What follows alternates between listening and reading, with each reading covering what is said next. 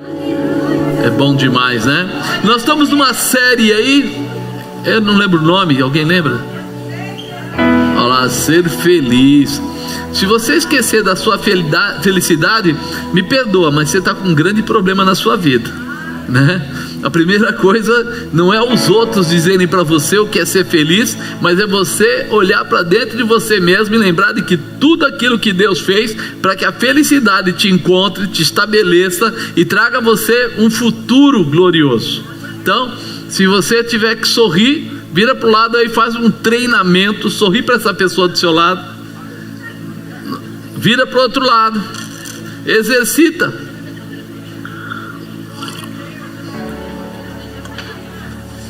Foi difícil? Eu vi que teve pessoas que só ouviram assim. Eu acho que foi difícil para algumas pessoas aí. Ser feliz não é uma coisa para todos, né? Só para aqueles que escolhem. O que você escolheu? Então, sorria, comece a viver a presença de Deus. E hoje eu quero colocar como tema: a caminho da felicidade. Tem trajetos que o Senhor prepara para nós.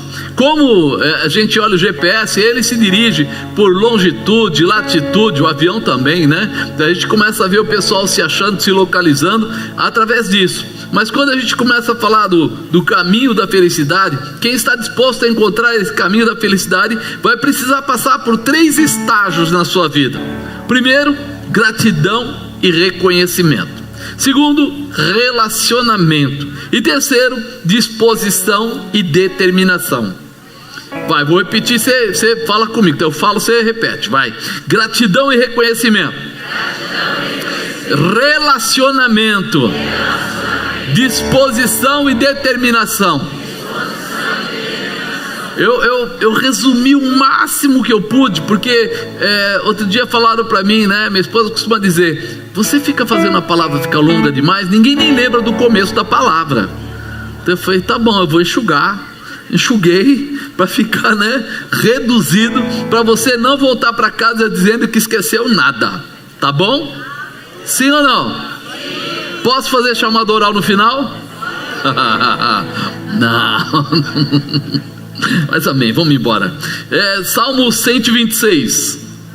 Se você tem a Bíblia, abra. Se não tem, acompanha. Às vezes eles colocam aqui no telão, você acompanha, né? Versículo 1: quando o Senhor trouxe do cativeiro os que voltaram a Sião, estávamos como os que sonham.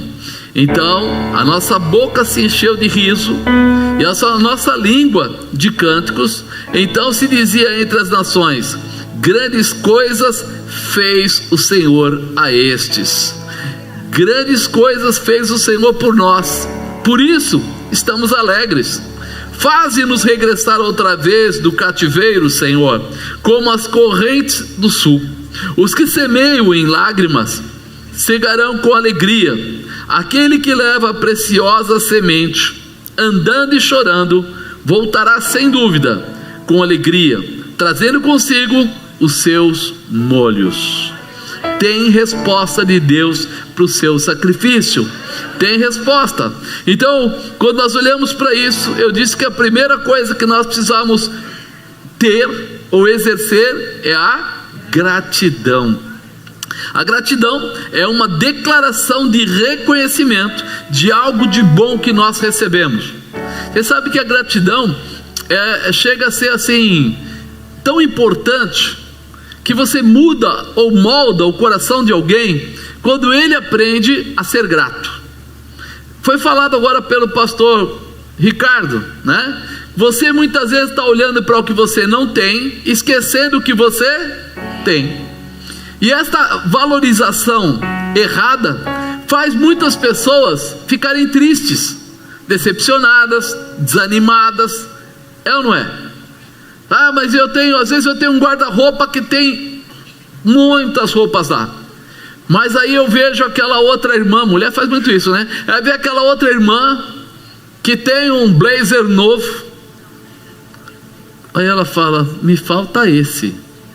Puxa, eu seria tão feliz se eu tivesse esse. E ela nem percebe que ela tem muitas trocas de roupa no armário dela. Ela nem percebe que ela está olhando para uma coisa, sendo que ela tem muitas coisas. E você já reparou que a moda, ela passa, mas ela volta? Sim ou não? A calça tinha boca larga, isso em 1960 sei lá o que. E aí de repente a gente olha e vê o pessoal andando com a roupa mais estreita em cima e a boca bem. Você fala, nossa, que moda nova, linda. Fala, não, sua avó já andava com isso. Fica tranquilo. Sim ou não? Eu não estou inventando, eu estou só comentando com você. E essa é uma realidade. Coisas que estão roubando a nossa felicidade não teriam essa capacidade. Mas quando eu tenho a motivação da gratidão, obrigado Senhor, porque se está frio, eu tenho uma blusa, um casaco, uma jaqueta, sei lá, eu tenho roupa para pôr, eu tenho calçados para pôr, eu tenho meia, eu como, mas você não come caviar, tá bom, mas eu como arroz, feijão e ovo, mas eu como, eu estou saudável, eu estou andando. Então, quando você começa a aprender, a agradecer por aquilo que você tem, é quando você está pronto para receber o novo de Deus. A Bíblia não diz isso? Se for fiel no pouco, gratidão. Você se alegra com um pouco e Deus olha que você está preparado para receber o muito. Nós precisamos entender isso. A gratidão tem em si a propriedade de nos aproximar da felicidade, de fazer você começar a perceber tudo de bom que você tem, tudo de bom que já chegou na sua mão, e tudo de bom que ainda Deus vai fazer na sua vida. Nós precisamos estar preparados para isso. Ele fala aqui, quando o Senhor trouxe do cativeiro os que voltaram a Sião, estávamos como aqueles os que sonham. E é interessante, porque quando ele fala aqui, trouxe do cativeiro os que voltaram de Sião, estávamos como aqueles que sonham. E aí nós começamos a procurar informação, por que eles estavam pensando assim?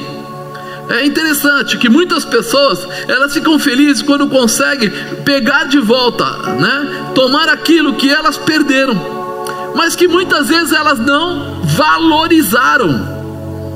Tem vezes que Deus está te dando sabedoria, graça, determinação, um relacionamento perfeito, amigos bons, e você abandona e nem presta atenção.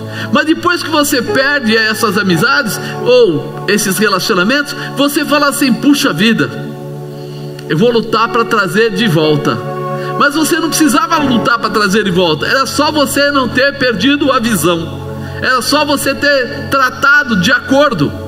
E a geração de israelitas que conquistaram a terra prometida permaneceu fiel ao Senhor, como a primeira, a segunda geração, mas diz que quando chegou a terceira geração, ela rompeu com a aliança e se entregou à idolatria. Então, peraí, aquele povo estava dentro do Egito, foi tirado de lá, passou no meio do mar, ficou de repente retido lá no deserto, recebeu maná do céu, água da rocha, roupa crescia no corpo, ele estava bem demais. Então quando eles entram na terra prometida, a primeira geração fielzona, orando, agradecendo, sendo realmente grato a Deus por tudo que Ele fez, cumprindo a sua palavra, e aí sendo abençoado.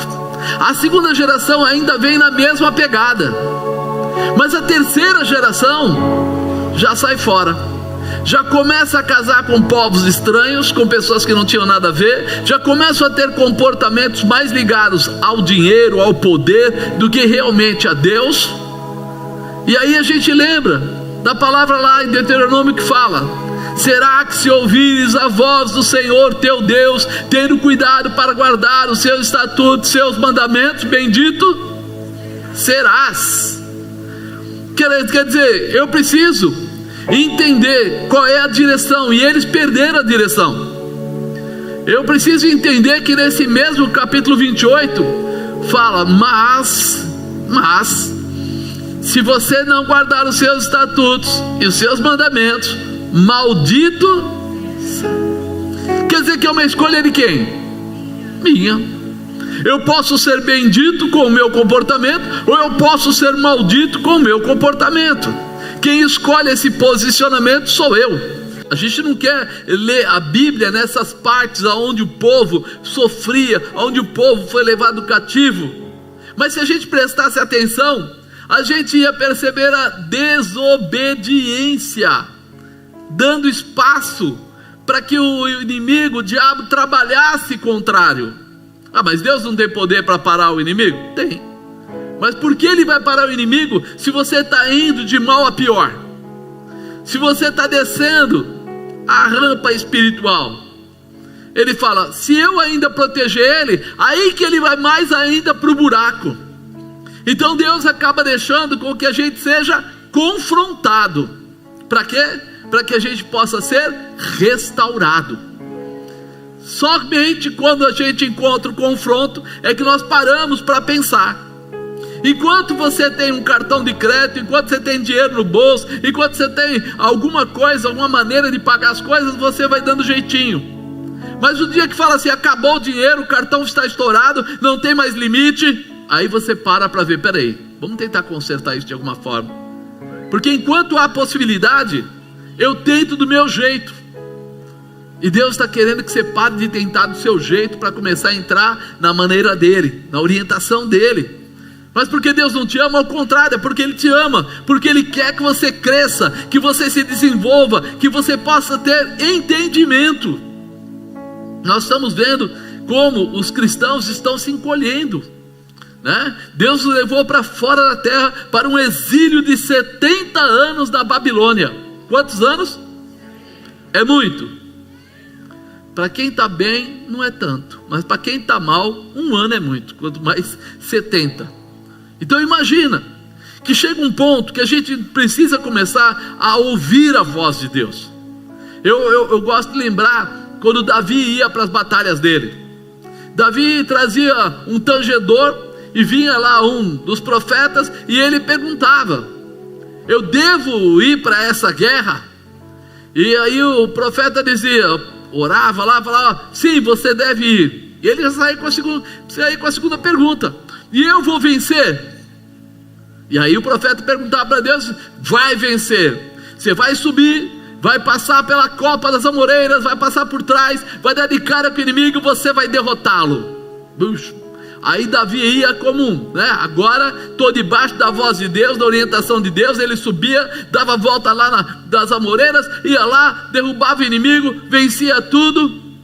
Mas também, depois de proteger o povo lá e vencer por aquele povo, ele pergunta de novo, ei, está vindo Saul aí, esse povo que eu acabei de proteger vai me entregar para Saul? E o que Deus fala? Vai. E ele fala, caramba, eu subi debaixo da palavra de Deus, eu protegi eles, eu venci, tal, e quando eu estou agora com eles aqui, Saul está vindo e eles vão me entregar para Saul? E o Espírito de Deus fala, vai, pode ir embora. Nós não precisamos entender tudo de uma vez, mas quando Deus está te habilitando, te preparando, te estabelecendo, não quer dizer que você vai passar sempre a favor. Vai ter horas que Ele vai falar, retorna, volta, se esconde, fala, não fala, fica quieto. Mas você vai entender que a cada confronto Ele te prepara, te estabelece e te dá condição para grandes realizações. Isso não diminuía Davi, isso fortalecia Davi, porque Saul não conseguia encontrá-lo. Quando a gente vai entendendo isso, a gente fala, peraí, então Deus tem maneiras de passar conosco no meio da Babilônia, nos tirar do outro lado e nos dar a resposta que nós precisamos, naquilo que é importante para nós. Você precisa ser grato, sabendo que Deus está sempre ao seu favor, mesmo quando Ele disser não. É duro para o crente, não é?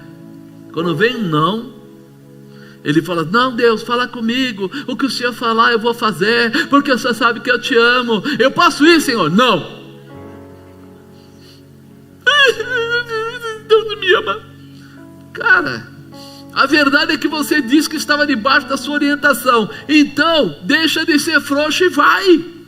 É para ficar, fico, é para ir, vou, é para calar, calo, é para falar, falo.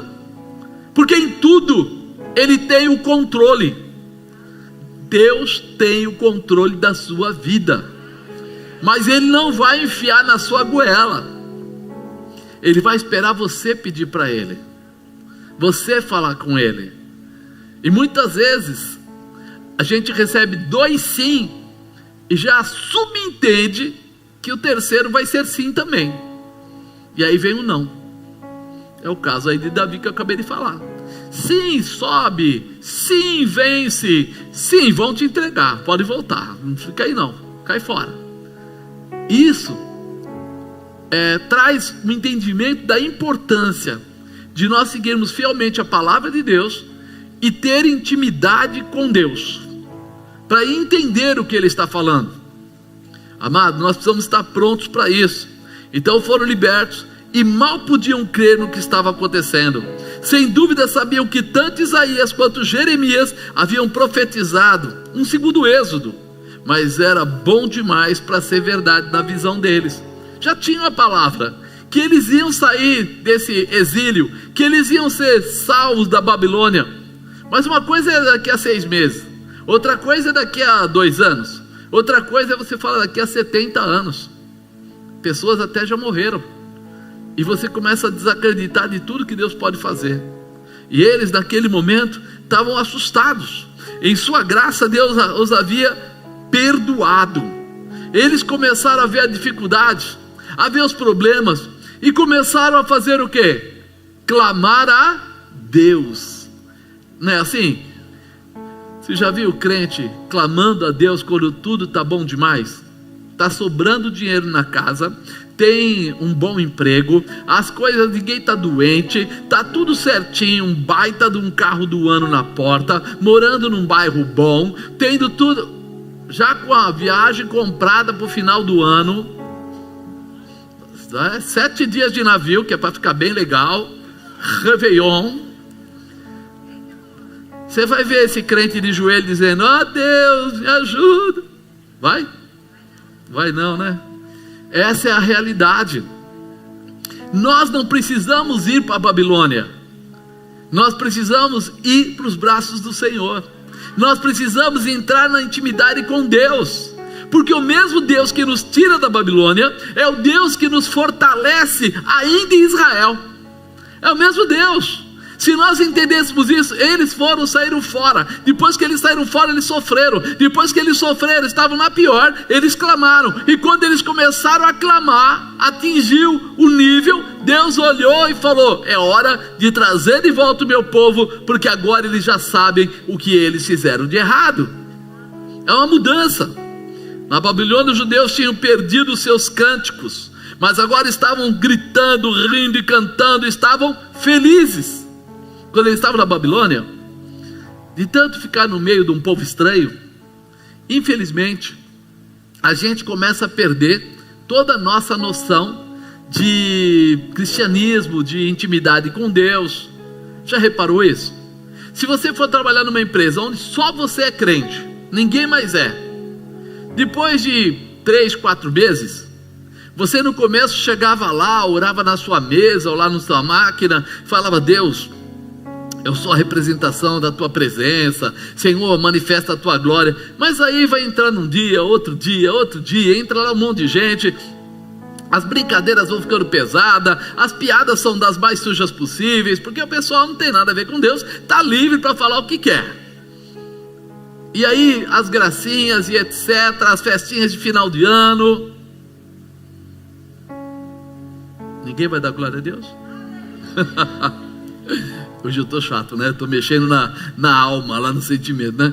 A gente vai entrando nessa, e depois de um tempo a gente para de orar, porque se torna uma coisa. Mas de repente vem aquela fase que você descobre que as coisas estão caindo, vão mandar um monte de gente embora, está na hora que vai passar o facão, porque a coisa está difícil, talvez a empresa até feche. Daquele dia em diante você leva um vidrinho de azeite, começa a passar embaixo da mesa, é lá na portaria, começa a clamar. Sim ou não? Pois é, né? Então aquele povo perdeu algo, mas agora eles conseguiram a restituição. Eles tinham perdido o cântico, eles já tinham desacreditado, eles já não estavam fazendo a parte que cabia a eles como homens de Deus, mulheres de Deus, mas agora eles estavam alegres. Agora eles estavam lembrando quem era o Deus da vida deles. Como é bom quando você lembra quem é o Deus da sua vida. Quando você entende que o Senhor está olhando para você. Quando você entende que Deus está pronto a te ajudar. Lá para quando você abre os olhos e enxerga com a visão espiritual a presença do teu Deus, aí você começa a vencer, aí você começa a ter a mão forte, não fica mais parado nem preocupado, porque o Senhor está ali, porque o Senhor está presente, porque o Senhor quer trazer a realização da basquebedia, nasce a subcanta, porque Ele diz: eu sou contigo para te ajudar, te firmar e te estabelecer, Rabaracã. Não canachebacai, apenas acredite. É interessante, fala ainda na Bíblia lá, eu resumi o máximo, mas fala que as nações vizinhas começaram a confessar publicamente que o Deus de Israel havia feito grandes coisas pelo seu povo. Era algo que todo mundo enxergava, todo mundo sabia, não tinha como dizer que não, né? Os judeus responderam que de fato Deus havia feito grandes coisas por eles e deram glórias a Deus. De manhã eu estava lembrando que nós estamos perdendo a capacitação ou a condição de fazer coisas grandes. Sabe por quê? Porque nós estamos começando a viver acomodados, como espectadores. Sabe, você assiste a televisão, sim ou não? Está passando um jogo de futebol, você gosta muito de futebol. Você entra pela tela da TV e vai lá e sai correndo no campo? De repente está passando lá aquele pessoal do Masterchef que faz essas comidas. Você olha e fala: meu Deus, eu com pão com manteiga e eles fazendo essas comidas aqui. Você entra pela tela, vai lá, rouba um pedaço de carne e sai correndo, porque você é apenas um espectador. Mas quando você está falando das coisas de Deus, aí nós começamos a lembrar de quantos milagres o Senhor já fez. Alguém já viu Deus fazendo algum milagre? Já tem um testemunho? Aí você fala assim: Deus fez um milagre, fez, e parou de fazer? E por que você não dá continuidade nisso?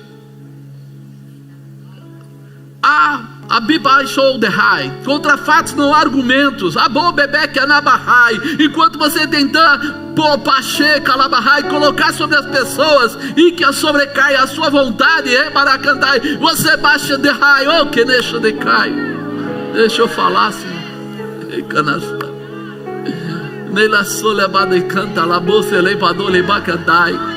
Enquanto você tentar impor para as pessoas, você tem que ser cristão, você tem que se converter, não vai acontecer. Mas quando você mostrar para eles quem é o Deus da sua vida, eles vão correr atrás de você. As bênçãos seguirão aqueles que crerem. Quando você começar a exercitar e mostrar o que Deus faz, orando pelas pessoas, liberando pessoas, transformando pessoas, restaurando pessoas, você vai ver a glória de Deus se manifestar através das pessoas vindo correndo para ter aquilo que você tem, para ser aquilo que você é. Só que nós estamos vivendo um tempo de espectadores. A gente vem na igreja, ouve a palavra, uau, boa palavra, essa é muito boa essa palavra, gostei dessa palavra, não gostei dessa palavra, hoje a palavra não foi boa. Então a palavra não tem que ser nem boa nem deixar de ser boa, ela tem que ser real, ela tem que ser verdadeira, porque a palavra de Deus diz isso: conhecereis a verdade e a verdade vos libertará. A palavra tem que ser aquilo que está na Bíblia. E quando você comer da palavra que está na Bíblia, essa verdade entra em você e transforma você, dando a você autoridade para realizar. E é isso que está faltando em nós. Ei, aquele povo de fora reconhecia quem ele era, quem é. E nós estamos muitas vezes e com dúvida, será que Deus vai fazer? Será que não? Só que o povo de fora confia. E aí? Quantas vezes já pessoas pediram oração, pelo menos para mim, eu sei que para os pastores também, e não eram nem da igreja, e não tinham nem parte às vezes com o evangelho, mas você pode levar o meu nome, ou o nome da minha família, para orar, porque a coisa está muito complicada. Por que ele fazia isso? Porque ele acredita que esse Deus pode fazer o que for necessário. Nós às vezes ficamos em dúvida. Um fato, não é um comentário simplesmente, um fato. Nós fizemos EBF, você gostou? Bênção, né? E aí de repente chegou um ponto, a pastora Camila, ela vai me dando toques e eu fico aqui, né? De pedinte para você, não é? Ei, você aí, me dá um dinheiro aí, por favor, me dá um dinheiro. Mas para que é? Para levar para casa? Não, para fazer a EBF, a Escola Bíblica de Férias. Mas aí quando chega num nível que a igreja já está desgastada, tipo, já deu o que podia dar, aí eu falo, Camila, espera um pouquinho que eu vou ligar para algumas pessoas lá de fora, que nem frequentam a igreja. E aí eu ligo, fulano, você pode dar a mão para a gente? Nós estamos fazendo isso, isso, isso. Ele já sabe, eu sei. Então, você pode ajudar a gente? E aí ele manda uma oferta. Quanto está faltando? Tanto, eu mando. E ele manda uma oferta pequena, 40% do valor da EBF. Uma pessoa que não frequenta a igreja, uma pessoa que não está constantemente aqui, como ele faz isso? Aí eu falo para ele, olha, peço a Deus que te abençoe. Ele fala assim, já estou abençoado, porque senão não estaria te dando dinheiro.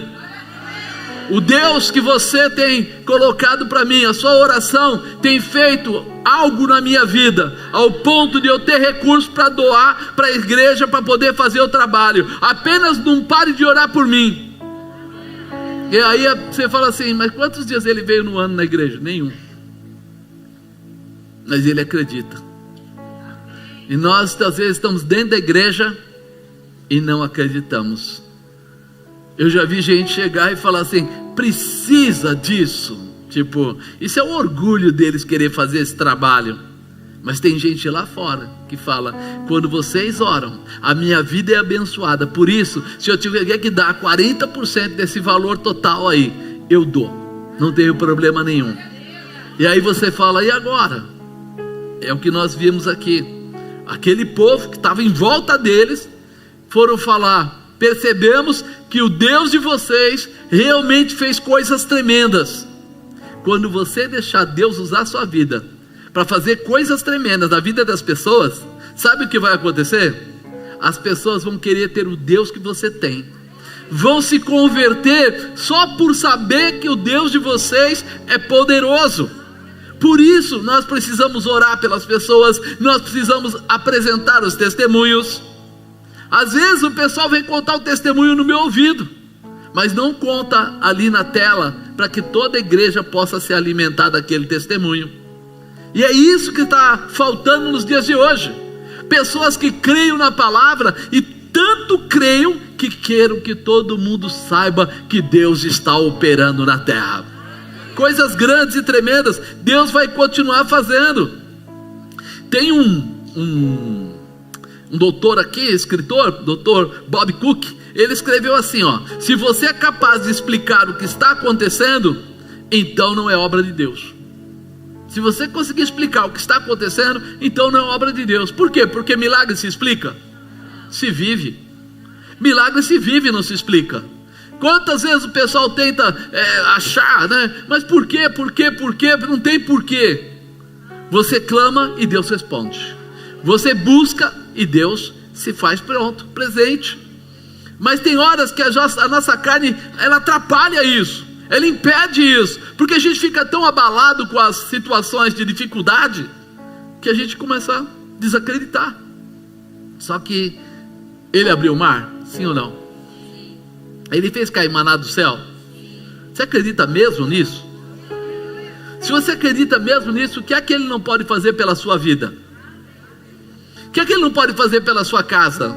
Mas a gente começa a ficar tão abatido com certas situações que a gente começa a desacreditar. Não é possível, não tenho como. E a verdade é que Deus está esperando que você saiba: o não ter como é a ação da fé que vai realizar. É a ação da fé. Quando eu não tenho como, mas sei que Deus pode, eu entro pela fé. Dá para você fazer isso? Você pode tentar, pelo menos, não pode? Pode se jogar, não pode? Porque nós precisamos começar uma nova etapa da nossa vida. Nós passamos por tempos que foram, primeiro, muito tranquilos, e agora nós estamos passando por tempos bastante complicados. Os crentes muitos ainda não enxergaram o que está acontecendo, não só no Brasil, mas no mundo.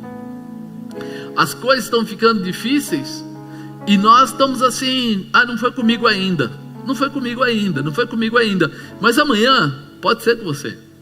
Amanhã alguém pode realmente se levantar contra a sua vida. E por isso, nós não podemos esperar chegar na última hora para começar a clamar, começar a orar, para que Deus entre em ação e consiga mudar toda essa situação que está sendo formada. Porque a visão que está sendo formada é a visão do pecado, a visão da mentira, do engano, da prostituição, das crianças serem pervertidas, de tudo isso que você está vendo aí acontecer. E de repente: mas hoje eu não tenho filho, mas um dia você vai ter. Não, meu filho agora já está grande, mas um dia você vai ter neto. E fora isso, o amor ao ser humano. Ninguém deveria sofrer, todos deveriam ser abençoados.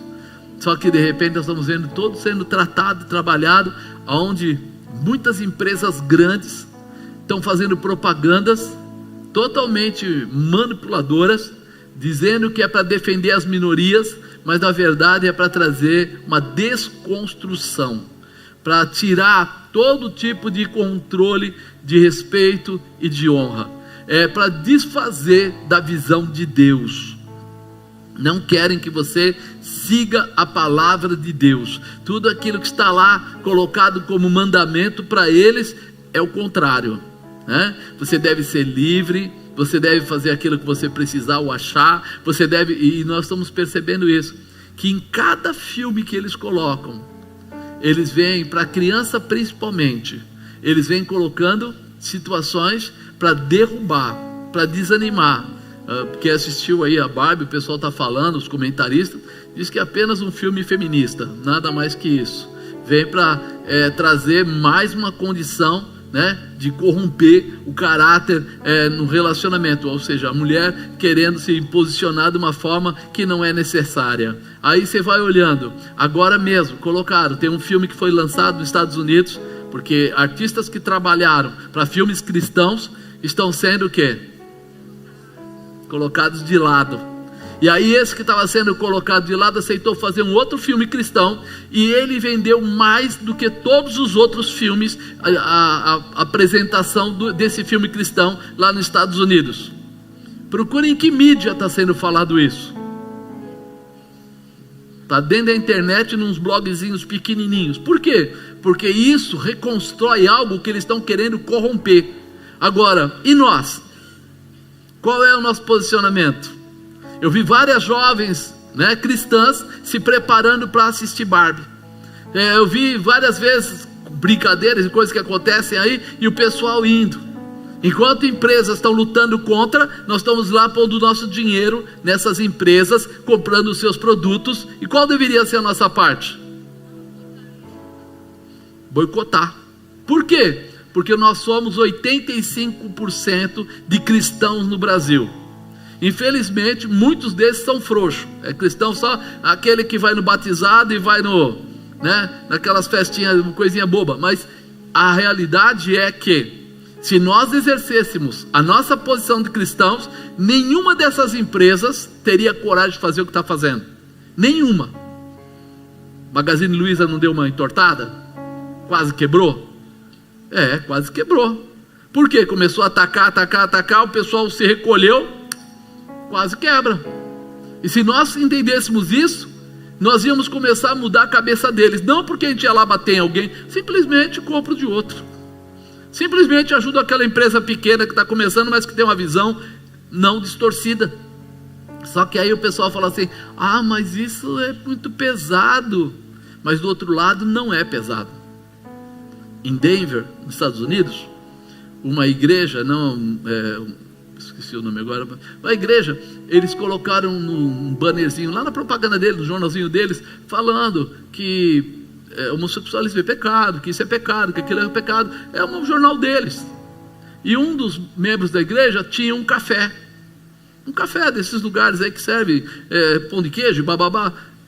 O pessoal LGBT foi lá e fechou a frente toda, não deixando ninguém entrar e fazendo maior encrenca. E aí o dono do café chamou a polícia, e a polícia veio e falou: não posso fazer nada, porque eles estão aí no direito deles de, passeatas e etc. Falou: não, cara, eles estão fechando a passagem, o cliente não consegue entrar. Ah, mas a gente não pode fazer nada. É uma guerra espiritual, não é uma guerra física. Porque de repente, se nós fizéssemos a mesma coisa nos negócios deles, ah, não é cristão, então vamos fechar, fecha todos os cristãos, vamos lá e fecha. Seria crime, sim ou não? Então, peraí, nós precisamos começar a orar agora. Nós precisamos começar a ter entendimento agora, porque isso vai piorar muito. E nós precisamos mudar essa condição, porque quer queira, quer não, vai atingir direto ou indiretamente a sua família, vai atingir a sua casa, vai atingir aqueles que são ligados a você. Então, vocês querem o mal das pessoas? Pelo contrário, nós queremos o bem.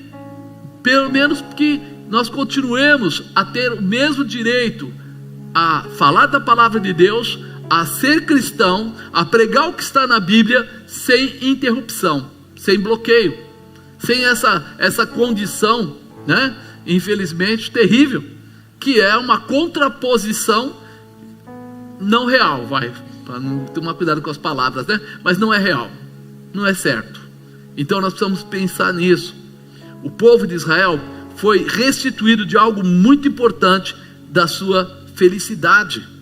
A felicidade deles foi roubada, e é isso que nós precisamos tomar cuidado. Nós, como cristãos, vamos ser levados cativos.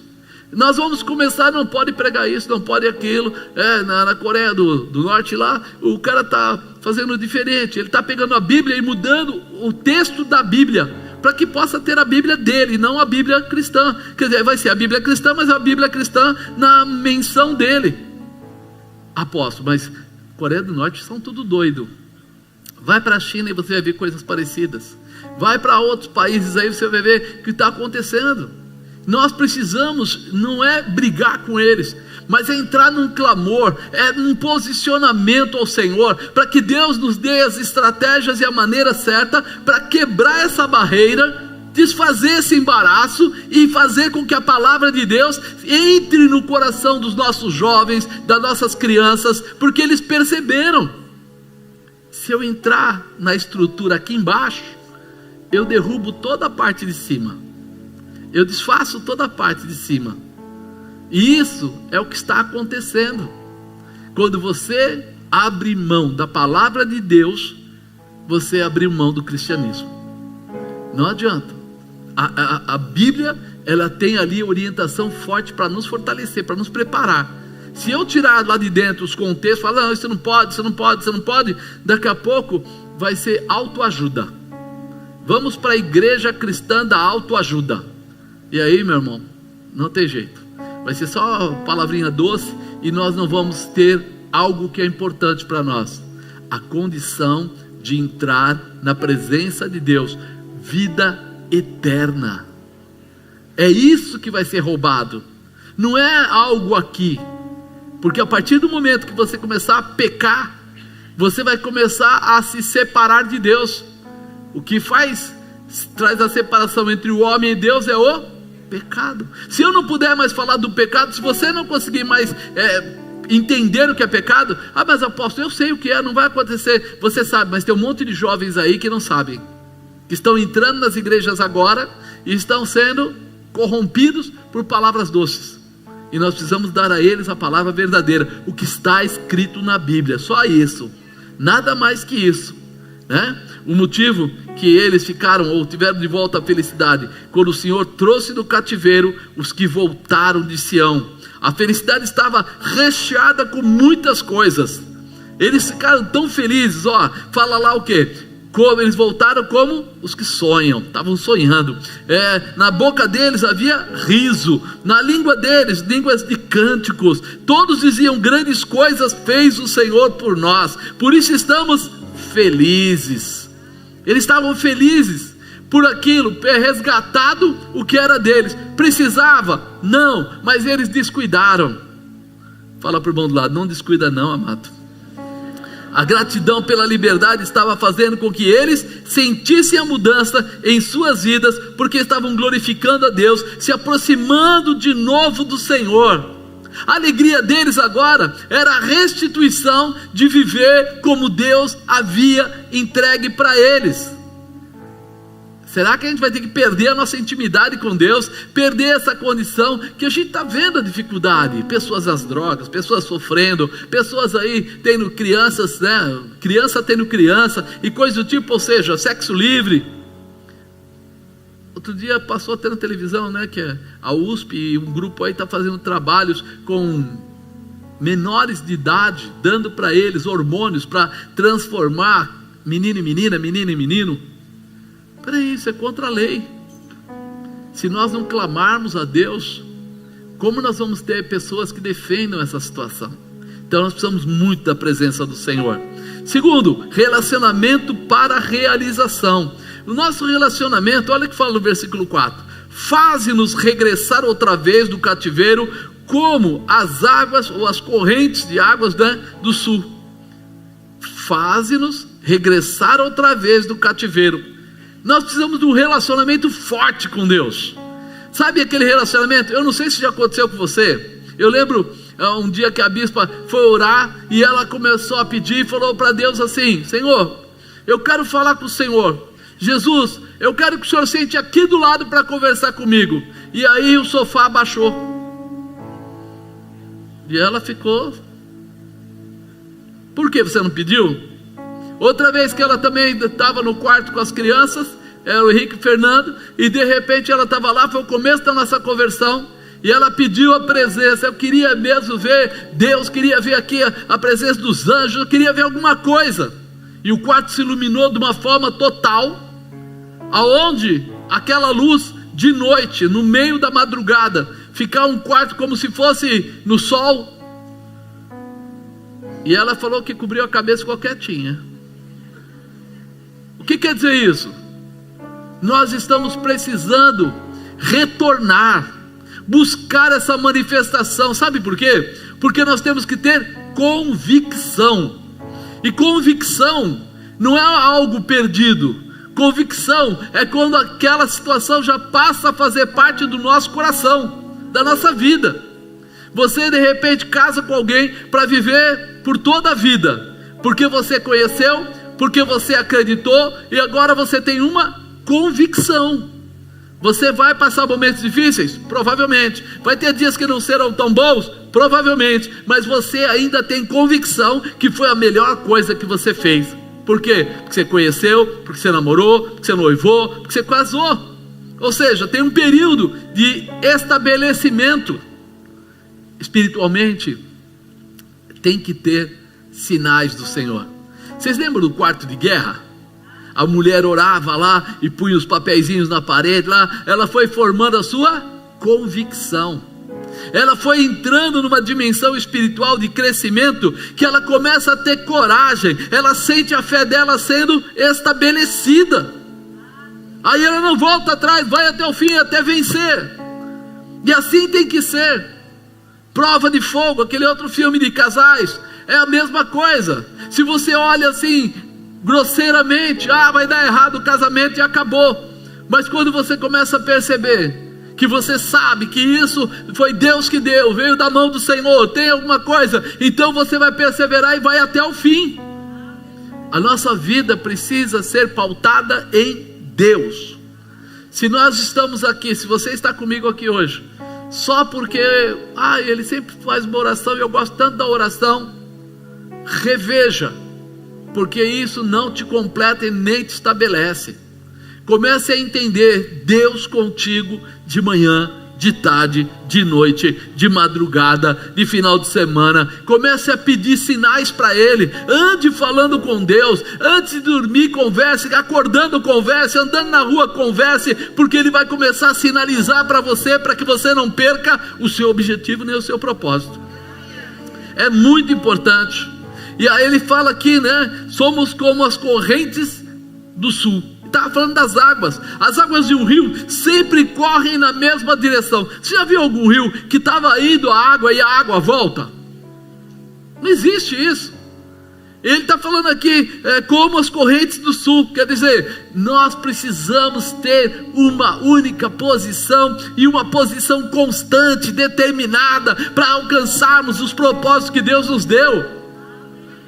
Você não nasceu para ser pobre, você não nasceu para ser aquele sofredor enfermo, você não nasceu para ser amargurado, angustiado, oprimido, você não nasceu para isso. Deus tem tudo que você precisa, mas você precisa entrar na intimidade com Ele para pegar o que é seu por direito. Muda a tua visão para que Ele molde o teu coração, para que Ele te dê essa graça, para que Ele te estabeleça. Fomos gerados para sermos filhos de Deus, porém infelizmente muitas vezes tentamos fugir desse relacionamento. O pai ama o filho, ele ama tanto, que a palavra de Deus diz isso. E Deus amou o mundo de tal maneira que enviou o seu Filho unigênito, para que todo aquele que nele crê não pereça, mas tenha vida eterna. Ele pagou um preço para você. Ele deu aí essa condição. Então peraí, nós temos que ter um relacionamento, porque quando eu deixo de ser simplesmente uma pessoa comum para ser filho, eu passo a ter direito da herança. E a herança do Senhor é completa para nós. Então preciso restaurar isso. Com isso sempre perdemos, porque não faz parte da nossa origem. Quando a gente se distancia de Deus, a gente só perde. Quantas vezes a gente já atendeu pessoas, a bispa já atendeu pessoas, pastores atenderam pessoas que eram crentes na juventude, mas casaram com alguém que não era crente, aí sofre um bom tempo e depois volta, e aí às vezes até sozinha, o marido não quer vir, ela começa a vir sozinha, porque ela sente, parte de mim morreu e eu quero restaurar. Não é que ela é contra o marido, não, mas ela quer aquela manifestação, ela quer que os filhos também tenham essa unção, porque ela sabe, eu tinha algo grande, eu tinha algo bom, e de repente por uma empolgação momentânea, perdi.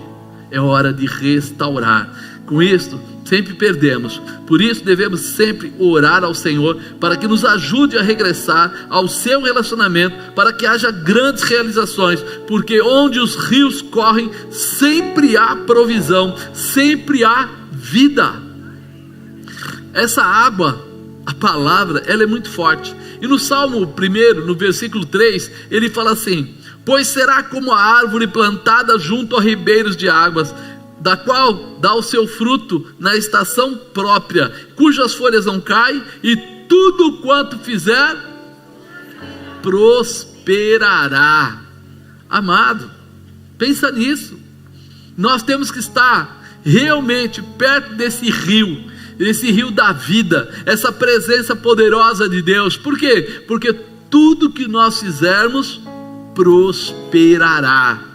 Ah, mas apóstolo, eu fiz hoje, não prosperou hoje. Ao seu tempo.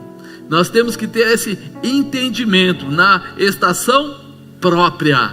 Ou seja, Ele vai te dar no momento que será bênção para a tua vida, que melhorará a tua vida, e não que simplesmente te empolgará temporariamente. Era importante que o povo voltasse para a sua terra, pusesse mãos à obra, mas também era importante que Deus abençoasse seu trabalho. Não era só voltar para um espaço, mas era voltar para a presença de Deus. Por isso o relacionamento nosso com Deus tem que ser restaurado diariamente. Se você perceber que alguma coisa está saindo fora, se arrependa e volte. Retorne para a presença do Senhor. Se firme nessa dimensão, né? Porque isso é muito importante. Terceiro e último, disposição e determinação. O caminho da felicidade você tem que ter disposição e determinação. No versículo 5 fala assim: os que semeiam em lágrimas cegarão, colherão com alegria. Quando você quiser viver o caminho da felicidade, você precisa ter a disposição e determinação.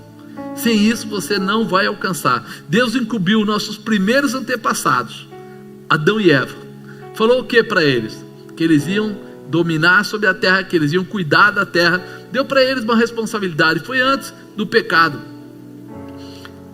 Quando a gente continua andando, a gente vai vendo que nas escrituras as pessoas que Deus comissionou para as tarefas específicas estavam ocupadas.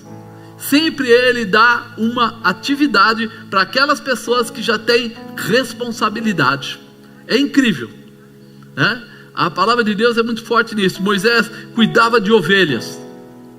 Deus escolheu ele para ser o libertador. Gideão debulhava o trigo lá no lagar. Escolheu ele. Davi cuidava do rebanho da sua família. Lembra que ele estava lá longe e Samuel mandou buscá-lo? Ninguém se assentará à mesa enquanto ele não chegar. Neemias servia o rei, era o copeiro do rei. Pedro, André, Tiago, João trabalhavam em seu negócio de pesca. Mateus estava lá na coletoria. Deus gosta de pessoas que sejam determinadas, que tenham objetivo, que tenham vontade, tenham garra. É esses caras que Ele gosta de pegar, né? Ele gosta daquelas pessoas que estão sempre ativas. Por quê? Porque quem está ativo quer resultado, e quem busca Deus quer resultado, não é acomodado. Quem busca Deus não consegue se acomodar. Ele quer sempre ver o que mais Deus tem para fazer, o que mais Ele vai realizar. E aí ele precisa de qualquer jeito de disposição para poder fazer, mesmo tendo trabalho, não tendo trabalho, disposição e determinação para escolher o que é melhor, para ouvir a voz de Deus, para assumir essa posição de uma forma especial. E no versículo 6 ele fala: aquele que leva a preciosa semente, andando e chorando, voltará sem dúvida, com alegria, trazendo consigo os seus molhos. Vai haver dificuldade? Sempre. Mas nós vencemos cada uma delas. Nós somos chamados para ter realização. O remanescente que regressou havia passado por fases difíceis, mas Deus prometeu que enviaria chuvas e as colheitas. E se esse povo fosse fiel às orientações da aliança, Deus certamente cumpriria a promessa. Ele só queria que eles andassem dentro da sua palavra. Naquela época, muitas vezes as lágrimas e o regozijo andavam juntos. Que assim, um dia chorava, outro dia ficava feliz, né? E não é isso que a gente faz? Sim ou não? Tem dia que a gente fala: não, hoje eu estou down. Oh, peraí, não é possível, estava indo tudo bem, enroscou. Até chora. Mas no outro dia, você que é cristão sabe, Deus te dá a motivação, Deus te dá a direção, Deus te dá a graça para você vencer. E você vence. E aí você se alegra, você sorri, você fala: puxa vida, esse Deus é tremendo, né? Esse Deus é poderoso, né? O lavrador confiava que o Senhor multiplicaria o grão, que esses grãos que eles estavam colocando serviria para eles comerem, mas serviria também para o futuro, para plantar de novo. Porque se você come o grão e não planta, não tem a próxima colheita. Mas eles confiavam. Deus vai fazer com que a plantação dê a condição. Lembra das primícias? A gente ora pelos primeiros frutos e toda a colheita será abundante, será boa. É a promessa de Deus. Não podemos colher sem antes haver semeado. E a semente deve ser regada com lágrimas, com orações.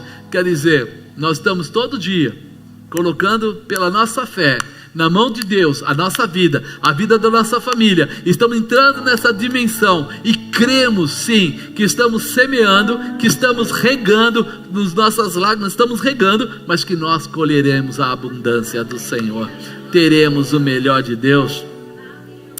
eu tenho certeza que muitas vezes a gente não é de repente. Tem coisas que em um mês já nasceu, brotou. Tem coisas que levam muitos meses para poder brotar e nascer, né? Vem depois de semear, chorar e esperar com paciência. Eu tenho que ter paciência para cuidar daquela semente. Quem conhece esse pessoal aí da agricultura, quando eles ficam sabendo que vai ter uma chuva muito forte, ou vai ter uma geada, coisa do tipo, aí eles vão lá, colocam um plástico em cima, faz um buraco onde está a sementinha ou a mudinha, para que não estrague. Tem todo um cuidado muito especial, porque ele quer a colheita completa. Então aquele momento quer dizer, eu vou semear, eu vou chorar, eu vou esperar com paciência, porque eu vou colher, porque eu vou tomar posse. Tiago 5,7 fala isso, ó. Sede, pois, irmãos, pacientes até a vinda do Senhor. Eis que o lavrador espera o precioso fruto da terra, aguardando com paciência até que receba a chuva temporã e a seródia. O que é a chuva temporã e a seródia? É aquela que vem fora de época, que para eles era um milagre. É engraçado, na região lá de Israel, o cara diz para você, normalmente aqui chove do dia tal ao dia tal, do mês tal e do mês tal. Eles têm algo quase que profético lá, os dias. Por isso a plantação está ligada na semeadura. Tem que chover, ou tem que plantar naqueles dias, para que chova logo depois, para que as coisas deem certo e eles venham a colher. Mas quando tem uma chuva seródia, ou uma chuva temporã, uma chuva que entra em épocas diferentes, então o que acontece? A colheita vai ser muito maior, vai ser muito melhor, vai ter uma continuidade diferente. Por isso eles entregavam essa visão na mão de Deus, porque Deus fazia com que eles tivessem essa chuva temporã, essa chuva seródia de última hora, que traria uma condição de transformação em toda a sua colheita, um crescimento. E isso vem através da oração, né? Sede, irmãos, pacientes até a vinda do Senhor. Eis que o lavrador espera o precioso fruto da terra, aguardando com paciência. Deus nunca vai deixar sozinho. Deus sempre vai cuidar de você. As promessas dele não falham, porque ao seu tempo nós ceifaremos, se não desfalecermos, se nós não pararmos, se nós não desanimarmos. Você conhece pessoas que desanimam? Não vou falar nome, só fala assim, está tudo bem, né? Pessoas que começam numa força, numa garra, numa determinação, mas vem a dificuldade e eles param. E quando eles param, às vezes eles perdem tudo que eles tinham começado a cuidar, tudo que eles tinham gerado. E isso é muito triste, porque ele tem que começar tudo de novo.